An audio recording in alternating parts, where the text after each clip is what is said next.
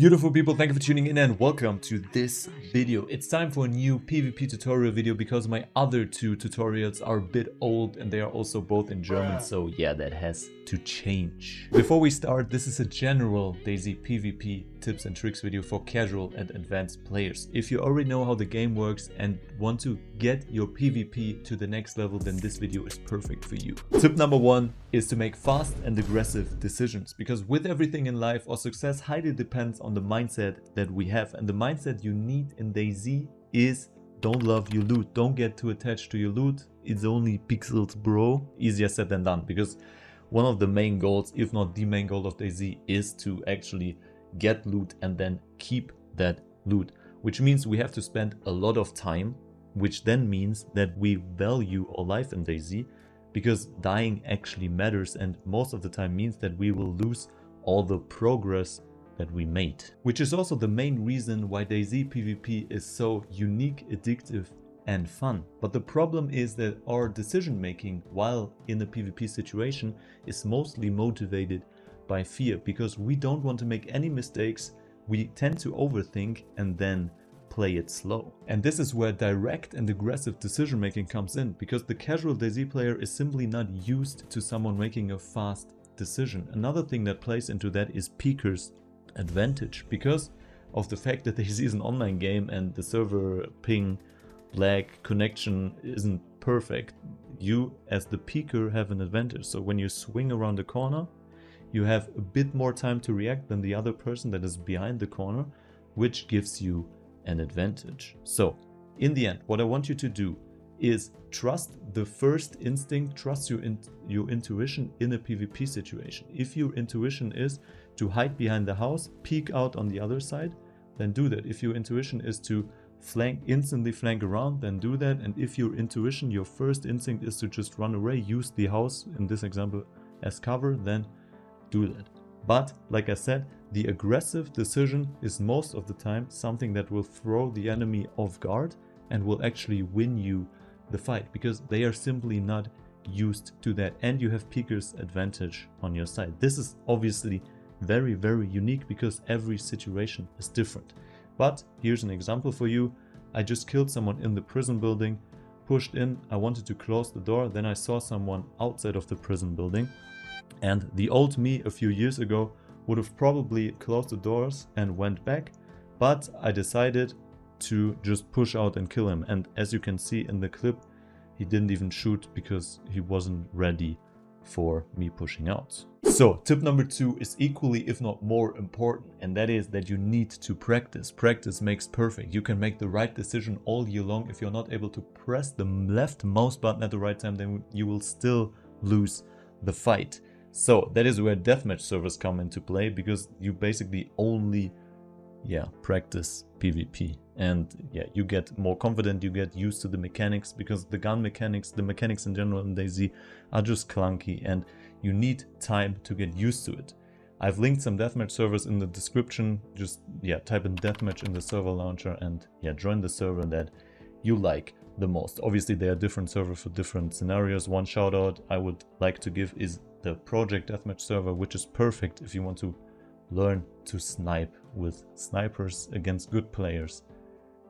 And if you are a bit advanced with your mechanics, then another really good way to practice PvP are actually highly populated trio servers, like the rearmed ones, for example. You probably know them from my latest videos, because they have 120 people on them, you get PvP everywhere, and the best thing is that you only fight against trios, so you at least have a chance. Like I said, this is something that helped me a lot and that I can definitely recommend.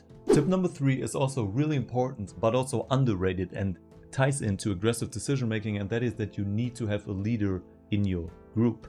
We all know the situation. You're in a PvP setting with your friends and you basically have 5 different opinions, everyone's doing something else, you're discussing, one is pushing in, dies, you can't refrag, it's just pure chaos. And that is obviously something that you can prevent when you have a leader, because then everyone shuts up, the leader gives the calls, everyone follows the calls, you act way faster as a group and have a big advantage over the majority of other PvP groups. And one of the biggest advantages of that is that the majority of your group has way more mental capacity because they don't have to make any decisions while also shooting at the enemies.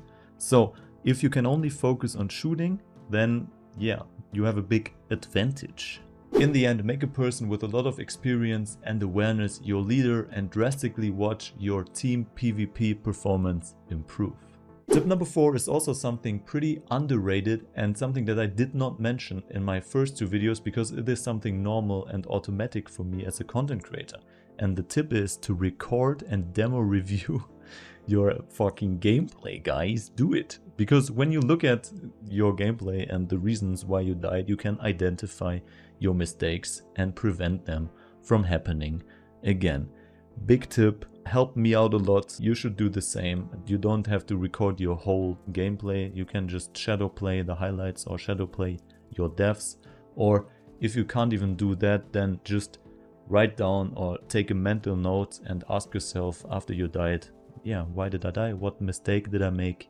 And yeah, you will drastically improve by doing that. Tip number 5 is something really specific but also helpful that I didn't do for a long time while playing DayZ, and that is suppressing fire. This comes in more handy if you're in a team situation but can also help you if you are alone. Suppressing fire basically means that if you're getting shot at, you will turn around and fire some shots in the direction of where the enemy shots are coming from.